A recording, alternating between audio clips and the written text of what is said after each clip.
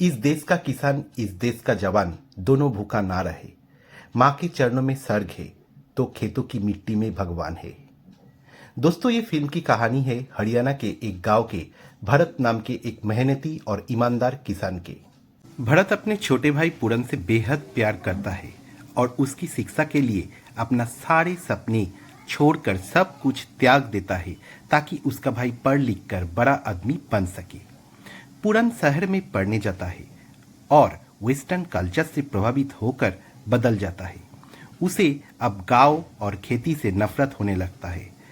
वो अमीर बनने के सपने देखने लगता है और शहर की चकाचौंध में खो जाता है।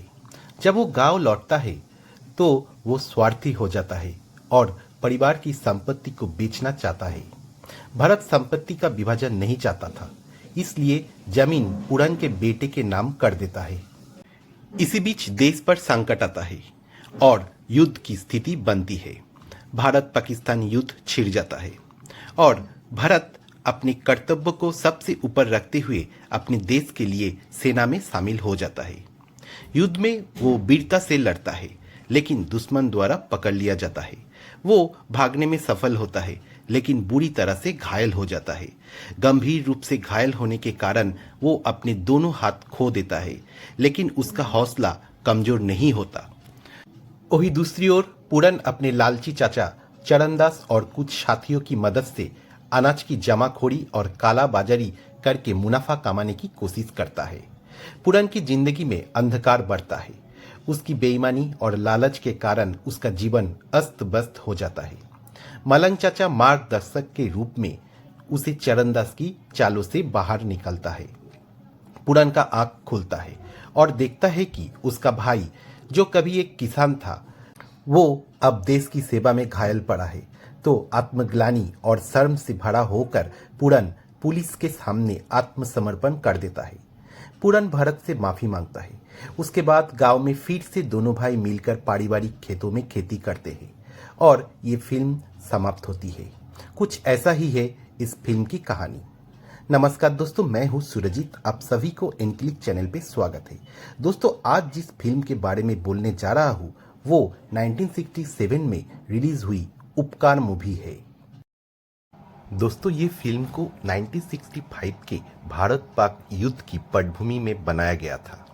ये फिल्म उस दौर में एक राष्ट्रीय आंदोलन की तरह देखी गई, जिसे दर्शकों ने भरपूर समर्थन दिया था।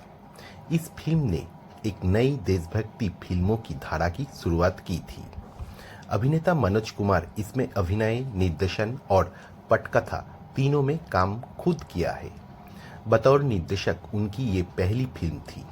इस फिल्म की प्रेरणा तत्कालीन प्रधानमंत्री लाल बहादुर शास्त्री के प्रसिद्ध नारे जय जवान जय किसान से मिली थी। वैसे शास्त्री जी ने ही मनोज कुमार को इस विषय पर फिल्म बनाने की सलाह दी थी। शुरू में मनोज कुमार इस फिल्म का नाम भारत रखना चाहते थे, लेकिन बाद में उन्होंने इसे बदलाकर उपकार कर दिया, क्योंकि ये फिल्म त्याग और बलिदान की भावना पर आधारित थी। इस फिल्म में निभाए गए किरदार भरत, गहराई और देशभक्ति ने दर्शकों का दिल जीत लिया। अभिनेता प्रेम चोपड़ा पूरन के किरदार निभाया, जो नकारात्मक भूमिका निभाई थी। प्रेम चोपड़ा का किरदार पहले शशि कपूर को दिया जाना था, लेकिन मनोज कुमार को लगा कि इससे शशि कपूर का प्रतिच्छवि प्रभावित हो सकती है, इसीलिए प्रेम चोपड़ा को लिया गया। प्राण, जो आमतौर पर खलनायक की भूमिका निभाते थे, उन्होंने मलंग चाचा के नेक किरदार निभाया और ये किरदार इतनी प्रभावशाली थी कि प्राण को इसके बाद दूसरे फिल्मों में कई सकारात्मक भूमिकाएं भी मिलने लगी। अभिनेत्री आशा पारेख ने डॉक्टर कविता की किरदार निभाई थी। फिल्म में कामिनी कौशल, मदन पुरी भी थे। फिल्म का संगीतकार थे कल्याणजी आनंद जी।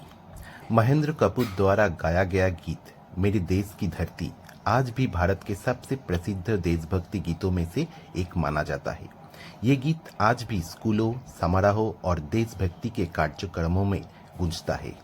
इस गीत और फिल्म के कारण मनोज कुमार को मिस्टर भारत की उपाधि मिला था। इस फिल्म की भरपूर सफलता ने मनोज कुमार के करियर को नई दिशा दी थी। फिल्म की राष्ट्रभक्ति और सामाजिक संदेश को देखते हुए कई राज्यों में इसे टैक्स फ्री किया गया था।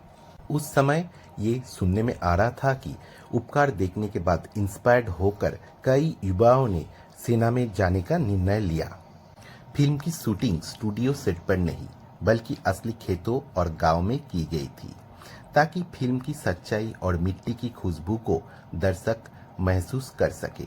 देश की आत्मा गांव में बसती है और किसान ही देश की रीढ़ है।